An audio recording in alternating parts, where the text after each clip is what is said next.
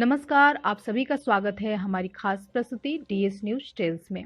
आज हम बात करने जा रहे हैं केंद्र सरकार के द्वारा लाए गए किसान बिल के बारे में। केंद्र सरकार द्वारा कृषि क्षेत्र में सुधार के लिए 3 विधेयक लाए गए हैं। किसान का कहना है कि ये कानून किसानों की आमदनी को दोगुना कर देगी और उन्हें मजबूत बनाएगी। हालांकि इसके ठीक विपरीत पंजाब, हरियाणा, उत्तर प्रदेश के किसान इस नए बिल से बिल्कुल खुश नहीं है और वो लगातार कई महीनों से सरकार के इस फैसले के खिलाफ प्रदर्शन कर रहे हैं। तो आइए जानते हैं कि किसान बिल 2020 क्या है और किसान इसका विरोध क्यों कर रहे हैं। इसमें 3 विधेयक हैं। पहला, आवश्यक वस्तु संशोधन विधेयक 2020, दूसरा है कृषि उत्पादन, व्यापार और वाणिज्य विधेयक और तीसरा विधेयक है कृषक कीमत आश्वासन और कृषि सेवा पर करार कानून विधेयक 2020। किसानों का मानना है कि यह विधेयक धीरे धीरे एपीएमसी यानी एग्रीकल्चर प्रोड्यूस मार्केट कमेटी यानी आम भाषा में कहे तो मंडियों को खत्म कर देगा और फिर निजी कंपनियों को बढ़ावा देगा, जिससे किसानों को उनकी फसल का उचित मूल्य नहीं मिलेगा। वहीं प्रधानमंत्री नरेंद्र मोदी कई बार यह कह चुके हैं कि सरकार एमएसपी को खत्म नहीं करेगी और वो मंडियों में किसानों से अनाज खरीदती रहेगी। इस विधेयक को लेकर विपक्ष भी लगातार सरकार को घेरती रही है। कांग्रेस नेता राहुल गांधी का कहना है कि सरकार किसानों को पूंजीपतियों का गुलाम बनाने का काम कर रही है। इस कानून के विरोध में एनडीए की गठबंधन सरकार में केंद्रीय मंत्री हरसिमरत कौर बादल अपने पद से इस्तीफा भी दे चुकी हैं।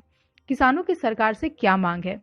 किसानों की केंद्र सरकार से पहली मांग है कि वह कृषि क्षेत्र में सुधार के नाम पर लाए गए तीनों बिलों को रद्द कर दे और उनकी जगह नए कानून लाए। नए कानून लाने से पहले सरकार किसानों से बात करे और उनकी मांगों को नए बिल में शामिल करे। किसान सरकार से लिखित चाहती है कि एमएसपी और कन्वेंशनल फूड ग्रेन खरीद सिस्टम खत्म नहीं होगा।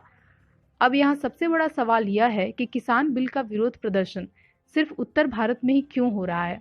इसका कारण यह है कि केंद्र और राज्य की सरकारें किसानों से एपीएमसी के अंतर्गत जो उत्पादन खरीदती है वो पूरे देश का औसत 10% ही होता है, बल्कि 90% किसान अपना उत्पादन खुले बाजार में बेचने के लिए मजबूर हैं। इसके उलट पंजाब में स्थिति बिल्कुल विपरीत है। पंजाब में 90% किसानों से उनका उत्पादन सरकारें एपीएमसी की मंडियों में न्यूनतम समर्थन मूल्य पर खरीद लेती है। इससे 10% किसान ही अपना उत्पादन खुले बाजार में बेचते हैं।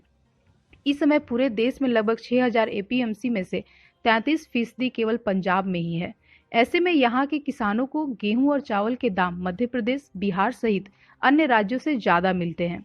यही कारण है कि केंद्र सरकार के नए बिल का सबसे ज्यादा विरोध पंजाब में देखा जा रहा है। सरकार किसानों की मांगों को मानने के लिए तैयार नहीं है। वह लिखित में निजी कंपनियों को तय एमएसपी पर अनाज खरीदने की बात बिल में नहीं कर रही और न ही फिक्स एमएसपी को बिल में शामिल कर रही है। फिलहाल देश में जो स्थिति है, इसको देखते हुए सरकार को किसानों के साथ बातचीत करके इस समस्या का जल्द से जल्द समाधान निकालना चाहिए। इसके बाद किसान पिछड़ जाए तो किसानों को खदेड़ दिया गया है। वाटर कैनन का प्रयोग किया गया। अगर थोड़ी कुछ दूरी पर देखा तो भाई हो रहा है